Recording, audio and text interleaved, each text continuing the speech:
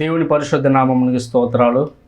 ఈ యొక్క సువార్త స్వరం ఆధ్యాత్మిక టీవీ కార్యక్రమాన్ని వీక్షిస్తున్నటువంటి మీ అందరికీ మన ప్రభువును రక్షకుడైన యేసుక్రీస్తు వారి నామములో వందనములు తెలియజేస్తూ మరొకసారి ఈ యొక్క ఆధ్యాత్మిక టీవీ కార్యక్రమానికి మిమ్మల్ని అందరినీ కూడా ప్రేమతో ఆహ్వానిస్తూ ఉన్నాం. సమయము చాలా విలువైనది.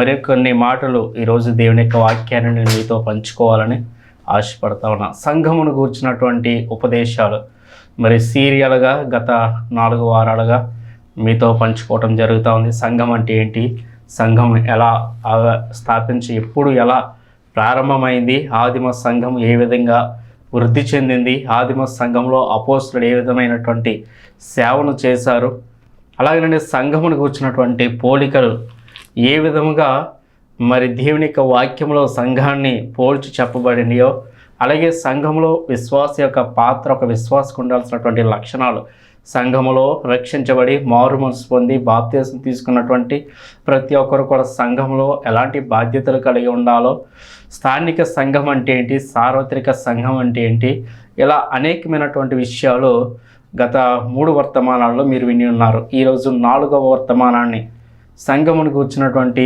ఉపదేశము, చివరి వర్తమానాన్ని నేను మీతో పంచుకోవాలని ఆశపడతా ఉన్నా. జాగ్రత్తగా దేవుని యొక్క మాటలు వినాలి.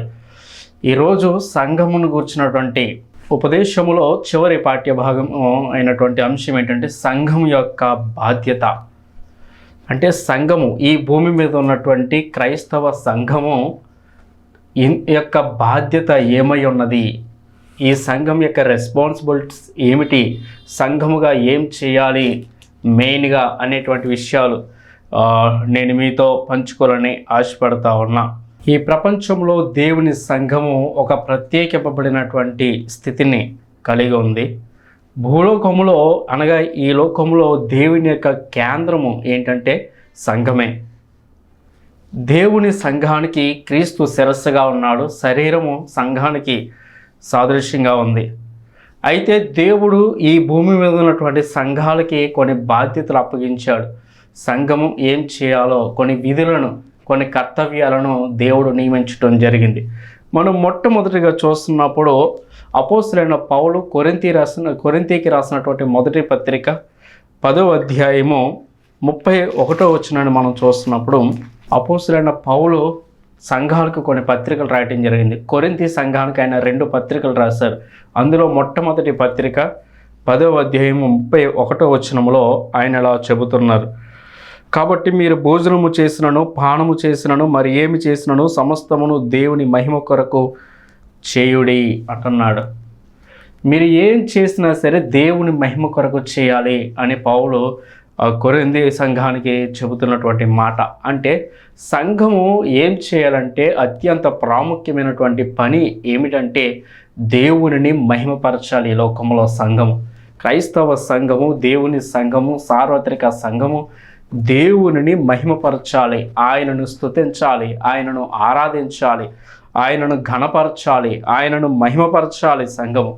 అందుకని కీర్తనకారుడు అంటాడు, దావీదు కీర్తన 113:3 ఆయన అంటున్నాడు, సూర్యోదయము మొదలుకొని సూర్యాస్తమయం వరకు యెహోవా నామము స్తుతి నొందదగినది అంటాడు దావీదు. యెహోవా నామము ఎంత స్తుతి నొందదగినది అంటే సూర్యోదయము మొదలుకొని సూర్యాస్తమయం వరకు కూడా స్తుతించిన ఆయన మహిమను మర్చిపోలేమని దావీదు తన అనుభవంతో చెప్తాడు. ఆయనను స్తుతించాలి, ఆయనను మహిమపరచాలి, ఆయనను ఘనపరచాలి. పరిశుద్ధుడు పరిశుద్ధుడు పరిశుద్ధుడు అనే ప్రకటన గ్రంథంలో దేవదూతలు నిత్యము గాన ప్రతిగానాలు చేస్తూ ఆయనను మహిమపరుస్తూ ఉన్నాయి. అవును ప్రియులారా, కాబట్టి ఆయన స్తుతులకు పాత్రుడు, స్తోత్రార్హుడు. అందుకని రోమా 9:5 ఏముంటుందంటే ఈయన నిరంతరము స్తోత్రార్హుడై ఉన్నాడు అని చెప్తా ఉన్నాడు పౌలు రోమా సంఘానికి రాస్తూ 9వ అధ్యాయం 11వ వచనంలో. కాబట్టి ఆయన నామము స్తుతి నొందదగినది, ఆయన నామం మహిమ నొందదగినది. కాబట్టి సంఘము ఏం చేయాలంటే ప్రతి విశ్రాంతి దినాన కూడా, ప్రతి మీటింగ్లో కూడా ఆయనను స్తుతిస్తూ ఉండాలి. సంఘమును దేవుడు తన నామమునకు మహిమ తెచ్చుకోవడానికే దేవుడు సంఘాన్ని ఏర్పాటు చేసుకున్నాడు. సంఘమును గూర్చినటువంటి విషయాల్లో ఇక 2వది మనం చూస్తున్నప్పుడు సంఘము ప్రార్థన విజ్ఞాపనలు చేయాలి. మొట్టమొదట దేవుని మహిమపరచాలి. రెండవ ప్రాముఖ్యమైనటువంటి విషయం ఏంటంటే సంఘము ఏం చేయాలంటే ప్రార్థన చేయాలి, విజ్ఞాపన చేయాలి. సంఘములో ప్రార్థన అనేది చాలా ప్రాముఖ్యమై ఉన్నది. నా మందిరము సమస్త జనులకు ప్రార్థనా మందిరము అనబడునని దేవుడు చెప్తా ఉన్నాడు బైబిల్లో. మనం ఇంకా చూస్తున్నప్పుడు మత్తయి సువార్త 26:41లో మీరు శోధనలో ప్రవేశించకుండానట్లు మెలకువగా ఉండి ప్రార్థన చేయడి అని చెప్పి మత్తయి సువార్త 26:41లో ఆయన చెబుతున్నాడు. ప్రార్థన చాలా ప్రాముఖ్యము. సంఘములో ప్రార్థన కూడికలు చాలా ప్రాముఖ్యమైనవి. ప్రార్థన అనేకమైనటువంటి పరిస్థితులను మారుస్తూ ఉంటుంది. మనము పేతురు చెరసాల్లో ఉన్నప్పుడు సంఘము అతని కొరకు అత్యాశక్తితో ప్రార్థన చేసినప్పుడు చెరసాల బ్రద్దలైపోయింది. వారి యొక్క సంఖ్యలు ఊడిపడిపోయాయి. చూసారా ఎంత అద్భుతం జరిగిందో. సంఘం అయితే అతని కొరకు ఆసక్తితో ప్రార్థన చేసిందని చెప్పి దేవుని యొక్క వాక్యం సెలవిస్తూ ఉంది. అంటే ప్రార్థన ద్వారా పరిస్థితులన్నీ కూడా మారుతాయి. సంఘములో ప్రార్థన చేసేటటువంటి వారు చాలామంది ఉంటారు. ప్రార్థన చేయగలిగేటటువంటి అనుభవము, ప్రార్థన చేయగలిగేటటువంటి నడిపింపు కలిగినటువంటి వారు, ప్రార్థనాత్మ కలిగినటువంటి వారు చాలామంది సంఘాల్లో ఉంటారు. అయితే ప్రియులరా, ప్రార్థనాత్మ కలిగినటువంటి ప్రార్థన చేయగలిగే వరమును, ప్రార్థన చేయగలిగేటటువంటి ఆ యొక్క ధన్యతను కలిగినటువంటి నీవు ప్రతి ఒక్కరూ కూడా సంఘంలో ఎల్లప్పుడూ ప్రార్థనలు చేస్తూ ఉండాలి. మీరు ప్రార్థన అనేది ఒక అలవాటుగా ఉండాలి. సంఘములో ప్రార్థన చేయడం ద్వారా ఏం జరుగుతుందంటే, సంఘానికి 10 మంది వస్తున్నప్పుడు ఆ 10 మంది ప్రార్థన ద్వారా మరొక 10 మంది సంఘానికి నడిపించవచ్చు. మీ సంఘములో చాలామంది ఒకప్పుడు దేవుని సన్నిధికి వచ్చి మానేసిన వారు చాలామంది ఉన్నారు. సంఘాన్ని విడిచిపెట్టేసినటువంటి వారు చాలామంది ఉన్నారు. దేవుని సన్నిధికి దూరం అయిపోయినటువంటి వారు చాలామంది ఉన్నారు. దేవుని మందిరానికి వెళ్తున్నటువంటి నీవు వాళ్ళ కోసం సంఘములో దేవా అని చెప్పి నువ్వు ప్రార్థన చేసి ప్రార్థన ద్వారా వారిని మరలా సంఘానికి నడిపించవచ్చు. కాబట్టి సంఘములో విశ్వాసులైనటువంటి వారు, సంఘములో ప్రతి ఒక్కరు కూడా ప్రార్థన చేయాలి. ప్రార్థన చాలా ప్రాముఖ్యమైనది. మొట్టమొదటిగా దేవుని మహిమపరచడం ప్రాముఖ్యమైతే, రెండవది సంఘంలో ప్రార్థన విజ్ఞాపన చాలా ప్రాముఖ్యమైనది. మనం ఇంకా చూస్తున్నప్పుడు తిమోతికి అపోస్తలుడైన పౌలు రాసినటువంటి మొదటి పత్రిక 2వ అధ్యాయంలో మొదటి 2 వచనాలు మనం చూస్తున్నప్పుడు అపోస్తలుడైన పౌలు యవనస్తుడైనటువంటి తిమోతికి 2 పత్రికలు రాశారు. అందులో రాయబడినటువంటి మొట్టమొదటి పత్రికలో 2వ అధ్యాయంలో 2వ వచనం నుండి మొదటి వచనం నుండి చూస్తున్నప్పుడు మనం సంపూర్ణ భక్తియు మాన్యతయు కలిగి నెమ్మదిగాను సుఖముగాను బ్రతుకు నిమిత్తము అన్నిటికంటే ముఖ్యంగా మనుషులందరి కొరకు, రాజుల కొరకు, అధికారుల కొరకు విజ్ఞాపనలను, ప్రార్థనలను, యాచనలను, కృతజ్ఞతాస్తుతులను చెల్లించవలనని హెచ్చరించుచున్నాము. ఇది మంచిదియు మన రక్షకుడగు దేవుని దృష్టికి అనుకూలమైనదై ఉన్నది అంటున్నాడు. నెమ్మదిగాను సుఖముగాను బ్రతుకు నిమిత్తము రాజుల కొరకు, అధికారుల కొరకు సంఘము ప్రార్థన చేయాలి. దేశ క్షేమం కోసం ప్రార్థన చేయాలి. ప్రజల క్షేమం కోసం ప్రార్థన చేయాలి. సంఘములో ఇంకా రక్షణ లేని వారు, మారు మనసు లేని వారు చాలామంది ఉన్నారు. ఒకవేళ ఈ రాత్రి ఆయన రాకడొస్తారు, అందరూ నరకానికి వెళ్ళిపోతారు కదా. కాబట్టి వారెవరు నశించిపోకుండా అందరూ రక్షించబడాలని, సంఘములో రక్షించబడి మారు మనసు పొందిన ప్రతి ఒక్కరు కూడా రక్షణ లేని వారి నిమిత్తం ప్రార్థన చేయాలి. దేవుని సన్నిధికి వెళ్తున్నటువంటి ప్రతి ఒక్కరు క్రమంగా సమయానికి నమ్మకం వెళ్తున్నటువంటి వారు రాని వారి కొరకు ప్రార్థన చేయాలి. దేవాని సన్నిధికి నడిపించు అని. నశించిపోతున్నటువంటి ఆత్మల కొరకు ప్రార్థన చేయాలి. సంఘము బలహీనమైపోతున్నటువంటి పరిచర్య బలము పొందినట్లు ప్రార్థన చేయాలి. దేవుని దైవజనుడు, దేవుని సేవకుడు ఆత్మచేత నింపబడి బహుబలంగా పరిచర్యలో వాడబడాలని సంఘము సేవకుని కొరకు ప్రార్థన చేయాలి. అందుకని పేతురు కష్టములో, శ్రమలో, ఇబ్బందులో ఉన్నప్పుడు, చెరసాల్లో ఉన్నప్పుడు సంఘము ప్రార్థన చేసింది. ఒకవేళ మీ దైవజనుడు ఏదైనా సమస్యలో ఉన్నప్పుడు, మీ సేవకుడు ఏదైనా ఒక కష్టంలో ఉన్నప్పుడు, మీ ఆత్మీయ తండ్రి శోధనలో, బాధల్లో ఉన్నప్పుడు సంఘముగా మీరు అందరూ ఏం చేయాలంటే ప్రార్థన చేయాల్సినటువంటి వారై ఉన్నారు. సంఘం ఆత్మీయంగా బలపడాలన్నా, సంఘము ఉద్యమంతో ఉండాలన్నా, సంఘము నానాటికి వృద్ధి చెందాలంటే ప్రార్థన చాలా ప్రాముఖ్యమైనది. అన్నిటి అంతము సమీపమై ఉన్నది. కాబట్టి మీరు మెలకువగా ఉండి ప్రార్థన చేయడి అని యేసుక్రీస్తు ప్రభువారు చెప్తున్నాడు. ఆయన చివరి దినాల్లో తన శిష్యులకు కూడా ప్రార్థన చేయటం నేర్పించారు. కాబట్టి ప్రార్థన చేయటం అనేది చాలా ప్రాముఖ్యమైనటువంటి విషయమని నేను మీకు తెలియచేస్తూ ఉన్నాం. సంఘము మొట్టమొదట దేవుని మహిమపరచాలి. 2 సంఘము ప్రార్థనలు, విజ్ఞాపనలు చేయాల్సినటువంటి అవసరత అయి ఉన్నది. ఇక మనం మూడవది చూస్తున్నప్పుడు సంఘం ఏం చేయాలంటే ప్రియులారా, దేవునిని ఆరాధించాలి. ఆరాధన, స్తుతి, ఆరాధన అనేది సంఘములో చాలా ప్రాముఖ్యమై ఉన్నది. సంఘము ఈ భూలోకములో ఉన్నంత కాలము కూడా పాటల ద్వారా, ప్రార్థనల ద్వారా, వాక్యము ద్వారా దేవునిని ఆరాధించాలి. ఆయన చేసిన మేలులను జ్ఞాపకం చేసుకుంటూ, ఆయన చేసిన ఆశ్చర్య కార్యాలను తలపోసుకుంటూ సంఘము ఎల్లప్పుడూ దేవునిని ఆరాధన చేయాలని దేవుని యొక్క వాక్యం సెలవిస్తూ ఉంది. మనము యోహాను సువార్త 4వ అధ్యాయం 24వ వచనాన్ని చూస్తున్నప్పుడు యోహాను సువార్తలో చెప్తున్నటువంటి మాట, దేవుడు ఆత్మ గనుక ఆయనను ఆరాధించువారు ఆత్మతోనూ సత్యముతోనూ ఆరాధింపవలను. దేవునిని ఆరాధించటం, ఆయన ఆత్మస్వరూపే ఉన్నాడు, ఆయన ఆత్మయ్య ఉన్నాడు కనుక ఆయనను ఆరాధించువారంట ఆత్మతోనూ సత్యముతోనూ దేవుని ఆరాధన చేయాలని దేవుని యొక్క వాక్యం సెలవిస్తూ ఉంది. ఆయన నామము మరి స్తుతి నొందదగినది. ఆయన నిరంతరము స్తోత్రార్హుడై ఉన్నాడు. ఆయనను ఎల్లప్పుడూ మహిమపరచాలి, ఆయనను ఆరాధించాలి, ఆయనను స్తుతించాలి. ప్రకటన గ్రంథంలో దేవదూతలు నిత్యము పరిశుద్ధులు పరిశుద్ధులు పరిశుద్ధులు అని ప్రతిగానాలు చేస్తూ ఆయన నామాన్ని ఎంతో మహిమపరుస్తూ ఉన్నారు. కనుక సంఘము ఏం చేయాలంటే దేవుని ఆరాధించాల్సినటువంటి అవసరత ఎంతైనా ఉన్నదని మీకు తెలియచేస్తా ఉన్నా. దేవుడు ఆత్మయ్య ఉన్నాడు కనుక ఆరాధించేవారు ఆత్మతోను సత్యముతోను ఆరాధించాలి. మనం ఎంత ఎక్కువ దేవుడిని స్తుతించి ఆరాధిస్తామో అంతగా దైవ శక్తిని మనం పొందుకుంటాం. భూలోకములో ఆయనను ఆరాధించిన వారే పరలోకములో ఆయనను ఆరాధించగలరు. ఇక మనం చూస్తున్నప్పుడు 4వదిగా మనం చూస్తున్నప్పుడు సంఘము వాక్యము విషయంలో, వాక్యము చాలా ప్రాముఖ్యమైనది. స్తుతి ఆరాధన ఎంతో ప్రాముఖ్యమైనది, ప్రార్థన ఎంతో ప్రాముఖ్యమైనది, దేవుని మహిమపరచడం ఎంతో ప్రాముఖ్యమైనది. అంత మాత్రమే కాదు, సంఘములో వాక్యం అనేది చాలా ప్రాముఖ్యమైనది. వాక్యమును ప్రకటించటం అనేది చాలా ప్రాముఖ్యమైనది. సంఘము ఈ ప్రపంచంలో ఉన్నటువంటి మనుషులకు, అనేకులకు వాక్యాన్ని ప్రకటించాలి.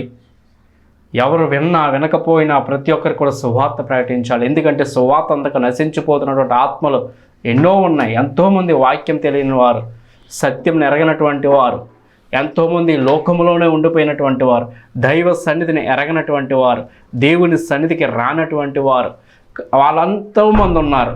ఆయన ఏం చెప్తున్నాడంటే ఎవరు నశించిపోవటం నాకు ఇష్టం లేదంటున్నాడు ఆయన. అంతటా అందరూ మారు మనసు పొందవాలని నేను కోరుచున్నాను అంటున్నాడు ఆయన. కాబట్టి అందరూ రక్షించబడేలాగన, అందరూ మారు మనసు పొందేలాగన, అందరూ సత్యం గ్రహించేలాగన ప్రతి ఒక్కరికి కూడా సంఘము ద్వారా వాక్యం అనేది వెళ్ళాల్సినటువంటి అవసరత అయి ఉన్నది. దైవ వాక్యము, దేవుని యొక్క వాక్యము మరి ప్రకటించబడాల్సినటువంటి అవసరత ఉన్నది. మనం మార్కు సువార్త 16వ అధ్యాయము 15-16 వచనాన్ని మనం చూస్తున్నప్పుడు యేసుక్రీస్తు ప్రభువారు తన శిష్యులకు చెబుతున్నటువంటి మాటలు మనం చూస్తాం. మార్కు సువార్త 16వ అధ్యాయము 15-16 వచనాలు. మరియు మీరు సర్వలోకమునకు వెళ్ళి సర్వ సృష్టికి సువార్తను ప్రకటించుడి. యేసుక్రీస్తు ప్రభువారు తన ఆరోహణం అయిపోయేటటువంటి సమయంలో తన శిష్యులకు అప్పగిస్తున్నటువంటి బాధ్యత ఏమిటంటే, మీరు సర్వలోకమునకు వెళ్ళి సర్వ సృష్టికి సువార్తను ప్రకటించండి అంటూ ఏమన్నాడంటే, నమ్మి బాప్తిస్మం పొందినవాడు రక్షించబడును, నమ్మని వానికి శిక్ష విధింపబడును. మీ మట్టుకు మీరు మీ బాధ్యతగా మీరు మొట్టమొదట ఏం చేయాలంటే మీరు సువార్తను ప్రకటించండి, సత్యాన్ని ప్రకటించండి, వాక్యమును ప్రకటించండి. విని విశ్వసించి రక్షించబడితే ఓకే. ఒకవేళ వాళ్ళు తృణీకరిస్తే, తిరస్కరిస్తే మాత్రం శిక్ష నుంచి వాళ్ళు తప్పించుకోలేరు అని దేవుని యొక్క వాక్యంలో ఆయన చెబుతూ ఉన్నారు. మీరు ఏం చేయాలంటే సర్వలోకానికి వెళ్ళి సర్వ సృష్టికి సువార్త ప్రకటించండి అని దేవుని యొక్క వాక్యం సెలవిస్తూ ఉంది. సంఘము ఎప్పుడు కూడా ఇంకా పాలు త్రాగే వయసులో ఉన్నట్టుగా ఉండడానికి వీల్లేదు. సంఘములో విశ్వాసులుగా ఉన్నటువంటి మీరు ఎంతో సంవత్సరాలుగా, అనేక నెలలుగా, అనేక సంవత్సరాలుగా దేవుని యొక్క వాక్యాలు వింటూ ఆత్మీయంగా బలపడుతూ సత్యాన్ని గ్రహిస్తూ ఎదుగుతూ ఉన్నారు. ఆత్మీయ దైవజనులు ఎదుగుతూ ఉన్నటువంటి మీరు మీరు అక్కడే అలాగే ఉండిపోకుండా సంఘమునకు వెలుపల ఉన్నటువంటి వారికి దేవుని యొక్క వాక్యాన్ని తీసుకువెళ్ళాలి, సత్యాన్ని తీసుకువెళ్ళాలి. యేసే సర్వలోక రక్షకుడు, ఆయన ద్వారానే నిత్య జీవం ఉంది, ఆయన ద్వారానే రక్షణ ఉంది, ఆయన నమ్ముకుంటేనే ఇదిగో మహిమగల పరలోక రాజ్యం ఉంది అనేటువంటి సత్యాన్ని మీ సంఘము ద్వారా విశ్వాసులు ఉన్నటువంటి వారు ఆయన సువార్తను తీసుకెళ్లాల్సినటువంటి అవసరత ఉన్నదని చెప్పి ఈ సందర్భంగా నేను మీకు తెలియజేస్తా ఉన్నా. సంఘంలో ఉన్న ప్రతి వ్యక్తి, ప్రతి విశ్వాసి కూడా సువార్త ప్రకటించాల్సినటువంటి బాధ్యత కలిగి ఉన్నారు. ప్రతి ఒక్కరికి బాధ్యత అనేది ఉంది. అలాగే 5వది మనం చూస్తున్నప్పుడు సంఘము విశ్వాసులుగానే ఉండటానికి వీల్లేదు కానీ శిష్యులుగా తయారు కావాలి. మత్తయి సువార్త 28వ అధ్యాయం 19వ వచనములో ఆయన చెబుతున్నటువంటి మాట ఏంటంటే 28:19 మత్తయి, కాబట్టి మీరు వెళ్ళి సమస్త జనులను శిష్యులుగా చేయుడి. సంఘములో ఉన్నటువంటి విశ్వాసులు ఇక ఎల్లప్పుడూ విశ్వాసులుగానే ఉండటానికి వీల్లేదు. మీరు కూడా శిష్యులుగా కావాలి, వాక్యమును ప్రకటించేటటువంటి వారుగా కావాలి, ఇతరులకు ప్రభువుని ఎరగనటువంటి వారికి ఆయనను గూర్చి చాటేటటువంటి వారుగా కావాలి. ఒకప్పుడు సత్యాన్ని ఎరగినటువంటి మీరు, ఒకప్పుడు వాక్యం ఎరగినటువంటి మీరు, ఒకప్పుడు రక్షణ లేనటువంటి మీరు వాక్యము విన్నారు, సత్యాన్ని గ్రహించారు, రక్షించబడ్డారు, సంఘములో చేర్చబడ్డారు, బాప్తిసం తీసుకున్నారు, అపోస్తుల బోధ యందు, సహవాసం యందు, రొట్టె విరిచటి యందు, ప్రార్థన చేయటి యందు ఆత్మీయంగా ఎదుగుతూ ఉన్నారు. బాగానే ఉంది. అయితే ప్రియులారా, ఇంకెప్పుడు అలా ఉండిపోవడానికి వీల్లేదు. కానీ మనము ఆత్మీయ జీవితంలో ప్రమోట్ కావాలి. అలా ప్రమోట్ అయ్యి ఏం చేయాలంటే, మీరు ఒకప్పుడు ఏ స్థితి నుంచి వచ్చారో ఆ స్థితిలో ఉన్నటువంటి వారు ఇంకా చాలామంది ఉన్నారు. అలాంటి వారికి సువార్త ప్రకటించేటటువంటి వారుగా, అలాంటి వారిని దేవుని సన్నిధికి నడిపించేటటువంటి వారుగా, అలాంటి వారిని ప్రభు తట్టు త్రిప్పేటటువంటి వారుగా శిష్యులుగా కావాలి సంఘములో. ఇంకా మీరు పాలు త్రాగే వయసులోనే ఉన్నట్టుగా ఉండటానికి వీల్లేదు. ఆత్మీయంగా బలమైన ఆహారము తినేటటువంటి స్థితికి రావాలని చెప్పి ప్రభు పేరట మీకు తెలియజేస్తాను. సంఘములో ఉండాల్సినటువంటి బాధ్యత, సంఘం యొక్క మరొక ముఖ్యమైనటువంటి బాధ్యత ఏంటంటే ప్రియులారా, సువార్త ప్రకటించి సంఘములో నమ్మకస్తులుగా ఆ విధంగా మీరు పూనుకుంటున్నప్పుడు మీ స్థానిక సంఘాలు ఆత్మీయంగా బలపడతాయి, ఉజ్జీవింపబడతాయి, వృద్ధిలోనికి వస్తాయి, దేవునికి మహిమ కలుగుతుందని చెప్పి నేను మీకు తెలియజేస్తా ఉన్నా. ఇక మనం 6వదిగా చూస్తున్నప్పుడు సంఘము మాదిరిగా ఉండాలి. అన్ని విషయాల్లో కూడా సంఘము లోకానికి మాదిరిగా ఉండాలి. సంఘము క్రీస్తు అడుగుజాడల్లో నడుస్తూ తన యొక్క ప్రత్యేకతని లోకంలో కనపరుచుకోవాలి. సంఘము లోకాన్ని ఆకర్షించుకోవాలి, కానీ లోకాశలకు సంఘము లోన్ కాకూడదు. సంఘము లోకాన్ని ఆకర్షించుకోవాలి, కానీ లోకపు ఆకర్షణలకు సంఘము లోబడిపోకూడదు. అందుకని గత కాలంలో తెలియజేసిన సంఘము కొండ మీద ఉన్నటువంటి పట్టణము అని. లోకంలో ఉన్నటువంటి వారు సత్యాన్ని గ్రహించి సంఘములో చేర్చబడలే, కానీ సంఘములో ఉన్నటువంటి వారు తిరిగి మరల లోకంలో కలిసిపోవడానికి వీల్లేదు. సంఘము మాదిరిగా ఉండాలి లోకానికి, సంఘము మాదిరిగా ఉండాలి సమాజానికి, సంఘము మాదిరిగా ఉండాలి అన్యులకు, సంఘము ప్రభువుని ఎరగినటువంటి వారికి అనేకులకు సంఘము మాదిరిగా ఉండాలని చెప్పి దేనికి వాక్యము బట్టి మీకు తెలియజేస్తున్నాం. సంఘము యొక్క మాదిరిని బట్టి అనేక ఆత్మలు రక్షించబడతాయి. సంఘము యొక్క మాదిరిని బట్టి అనేక మంది సత్యాన్ని గ్రహించి సంఘానికి రావడానికి ఆస్కారం ఉంది. సంఘములో మాదిరి అనేది చాలా ప్రాముఖ్యం. బోధలు చేయటం ఎవరైనా చేస్తారు, నీతులు చెప్పడం ఎవరైనా చెబుతారు, కానీ అన్ని విషయాల్లో మాదిరికరమైనటువంటి జీవితము సంఘము కలిగి ఉండాలి. సంఘములో సభ్యులుగా ఉన్నటువంటి వారందరూ కూడా ఐక్యత కలిగి, సహోదర ప్రేమ కలిగి, ఒకరి ఎడల ఒకరు నమ్మకస్తులుగా మరి ఐక్యత కలిగి సంఘములో ఇతరులకు మాదిరిగా, సమాజానికి మాదిరిగా సంఘములో ఉండటం ద్వారా దేవునికి మహిమ కలుగుతుంది. కనుక సంఘము ప్రియులారా అన్ని విషయాల్లో ఇతరులకి మాదిరిగా ఉండాలని చెప్పి నేను మీకు తెలియజేస్తా ఉన్నా. కాబట్టి ఎలాంటి లక్షణాలు మరి సంఘంలో ఉండటను బట్టి దేవునికి మహిమ కలుగుతుందని మీకు తెలియజేస్తా ఉన్నా. అలాగే సంఘము ప్రేమ విషయంలో చాలా ప్రాముఖ్యమైనది. సంఘము ప్రేమ కలిగి ఉండాలి, దేవుని ప్రేమను కలిగి ఉండాలి. సంఘము దేవుని యొక్క ప్రేమను లోకానికి చూపించాలి. దేవుడు సంఘాన్ని ఎలా అయితే ప్రేమించాడో సంఘము అలాగే లోకాన్ని ప్రేమించాలి. లోకమును ప్రేమించగలిగినప్పుడే మరి లోకానికి సంఘము సువార్తను అనేది ప్రకటించగలం. క్రైస్తవులుగా ఉన్నటువంటి మనము, సంఘముగా ఉన్నటువంటి మనము లోకానికి క్రీస్తు ప్రేమను మనం క్రియల్లో చూపించాలి. ఆపదలో ఉన్నటువంటి వారిని ఆదుకోవాలి, కష్టంలో ఉన్నటువంటి వారికి సహాయం చేయాలి. క్రీస్తు ప్రేమను మనము చూపించాలి. మనం ఫర్ ఎగ్జాంపుల్ చూస్తున్నప్పుడు క్రీస్తు ప్రేమను క్రియల్లో చూపించినటువంటి అత్యంత ప్రాముఖ్యమైనటువంటి వ్యక్తి ఈ ప్రపంచంలో ఎవరైనా ఉన్నారా అంటే ప్రియులారా, మదర్ తెరీసా. అవును ప్రియులారా, మదర్ తెరీసా. ఈ మదర్ తెరీసా మరి మన దేశం కాకపోయినప్పటికీ భారతదేశానికి వచ్చి, కలకత్తాకు వచ్చి, ఆ టైంలో ఆ కాలంలో భయంకరమైనటువంటి మరి వ్యాధులతో మరి దుర్భరమైనటువంటి పరిస్థితుల్లో ఉన్నటువంటి వారికి ఎంతో సేవను చేసి క్రీస్తు ప్రేమను క్రియల్లో చూపించినటువంటి వ్యక్తిగా మనం చూస్తూ ఉన్నాం. సంఘము ఎలాంటి క్రీస్తు ప్రేమను కలిగి ఉన్నప్పుడు, సంఘము కష్టంలో ఉన్నటువంటి వారికి క్రీస్తు ప్రేమను చూపిస్తున్నప్పుడు, క్రీస్తుని గూర్చినటువంటి సువార్త ప్రకటిస్తూ ఉంటే అవతల వాళ్ళు వినటానికి ఇష్టపడతారు, సత్యాన్ని గ్రహించడానికి ఇష్టపడతా ఉంటారు. ఓహో, క్రైస్తవులు ఎలాంటి ప్రేమ, క్రీస్తు ఎంత ప్రేమమయుడా, ఎంత దయామయుడా, వీరు ఎలా ఉన్నారంటే, వీరు ఎలాంటి ప్రేమను చూపిస్తున్నారంటే, వీరి దేవుడు ఇంకెంత ప్రేమామయుడో, ఆయనను గూర్చి వినాలి, ఆయనను గూర్చి తెలుసుకోవాలని వారు ఆశ చూపిస్తారు, మొగ్గు చూపిస్తారు. అప్పుడు ఎప్పుడైతే మనం సువార్త ప్రకటిస్తామో వారు సత్యాన్ని గ్రహించడానికి, రక్షణలోనికి రావడానికి, సంఘములో చేర్చబడడానికి అనేకమైనటువంటి అవకాశాలు ఉంటాయి. కనుక సంఘము దేవుని ప్రేమను కనుపరచాలి. దేవుని యొక్క వాక్యం సెలవిస్తూ ఉంది, నిన్ను వలె నీ పొరుగు వారిని ప్రేమించమని దేవుని యొక్క వాక్యం సెలవిస్తూ ఉంది. అంత మాత్రమే కాదు, మన సహోదరుని ప్రేమించమని దేవుని యొక్క వాక్యం సెలవిస్తుంది. అంత మాత్రమే కాదు కానీ శత్రువును కూడా ప్రేమించమని చెబుతున్నటువంటి ఏకైక గ్రంథము పరిశుద్ధ గ్రంథమైనటువంటి దేవుని యొక్క వాక్యమై ఉన్నది. సంఘములో మరి తగాదాలు ఉండటానికి వీల్లేదు. సంఘములో సమాధానము కలిగి ఉండాలి, సంఘములో ఐక్యత కలిగి ఉండాలి. సంఘములో ఎవరి పట్ల కూడా విరోధమైనటువంటి భావాలు ఉండడానికి వీల్లేదు. సంఘములో ఐక్యత కలిగి, సమాధానము కలిగి, క్రీస్తు ప్రేమను కలిగి ఉన్నప్పుడే దేవునికి మహిమ అనేది కలుగుతుందని చెప్పి దేవుని యొక్క వాక్యమును బట్టి నేను మీకు తెలియచేస్తా ఉన్నా. సంఘములో మంచి సహవాసాన్ని కలిగి ఉండాలి. ఇక మనం చూస్తున్నప్పుడు సంఘములో సహవాసాన్ని కూడా కలిగి ఉండాలి. సంఘము ఈ ప్రపంచంలో ఉన్నటువంటి మనుషులకు ఒక మంచి సహవాసాన్ని అందించాలి.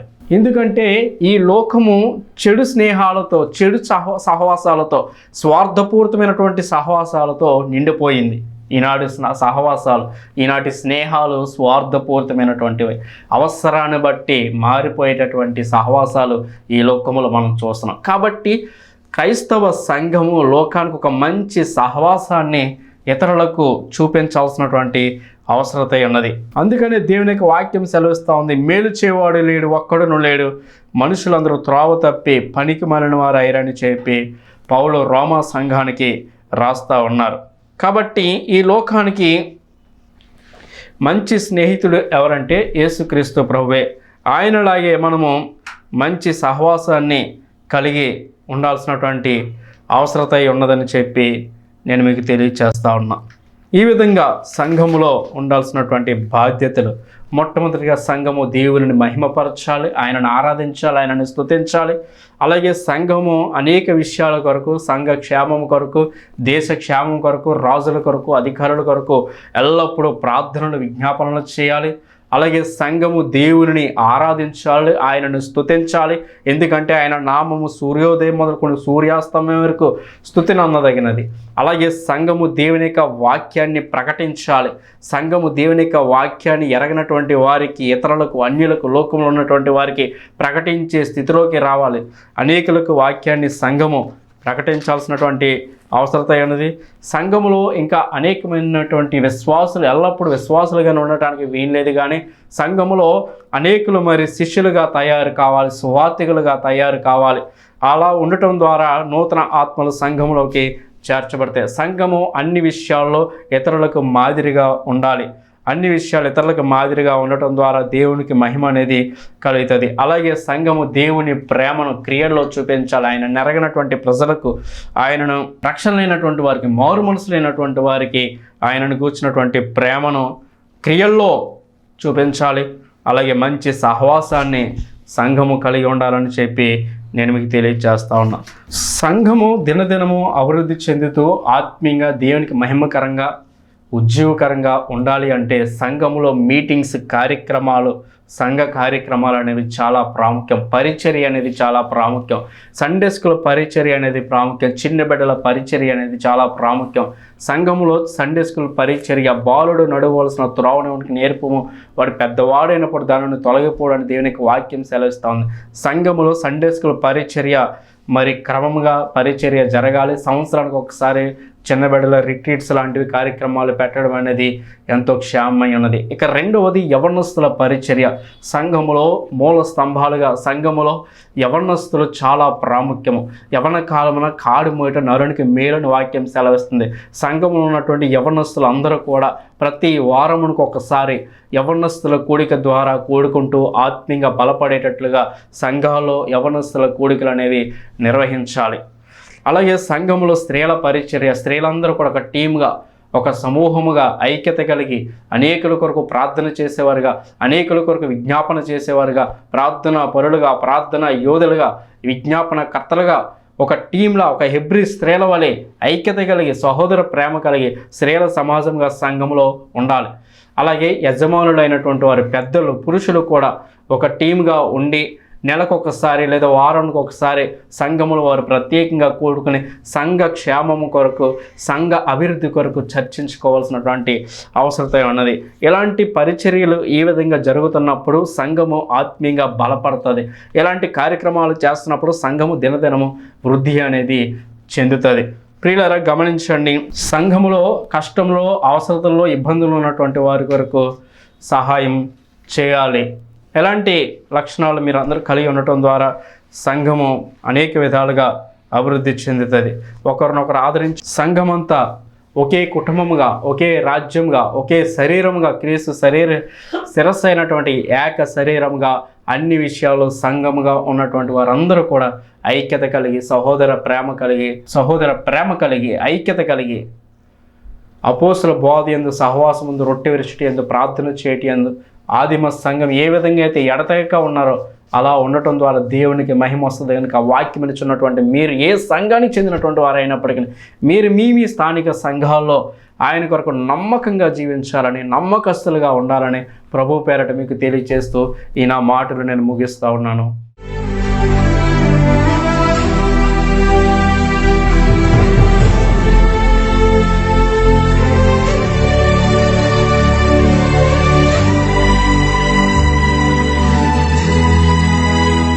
మహాపరిశుద్ధుడు, ప్రేమగల మా తండ్రి దేవా, నీ నామమునికి స్తోత్రాలు. సంఘమును కూర్చున్నటువంటి ఉపదేశాలు మేము వింటా ఉన్నాం. ఇది నాన్న సంఘం యొక్క బాధ్యత ఏమై ఉన్నదో మీరు మాతో మాట్లాడారు. ఈ ప్రపంచంలో సంఘము నిన్ను మహిమపరచాలి, సంఘము ప్రార్థనలు, విజ్ఞాపనలు చేయాలి, సంఘము మిమ్మల్ని ఆరాధించాలి, సంఘము అన్ని విషయాలు ఇతరులకు మాదిరిగా ఉండాలి, సంఘము లోకానికి క్రీస్తు ప్రేమను క్రియల్లో చూపించాలి, సహవాసాన్ని కలిగి ఉండాలి.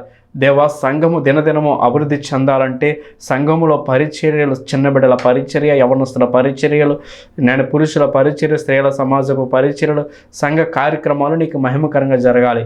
ఆ విధంగా ఉండులాగన ఆత్మీయ నాటి క్రైస్తవ సంఘాలు ఉన్నటువంటి యావత్ క్రైస్తవ సంఘాలను నీ ఆత్మతో నింపండి. సంఘాల్లో ఉద్యోగము దయచేయండి, బలపరచండి. మీ ఆత్మతో నింపండి. సంఘముల మీద ఐక్యత, సమాధానము, సహోదర ప్రేమ దయచేయండి.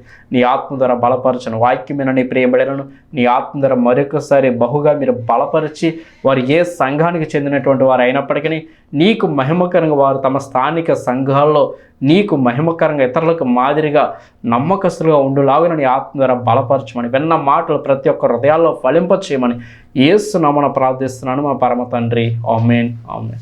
అందరికీ వందనాలు. God bless you all.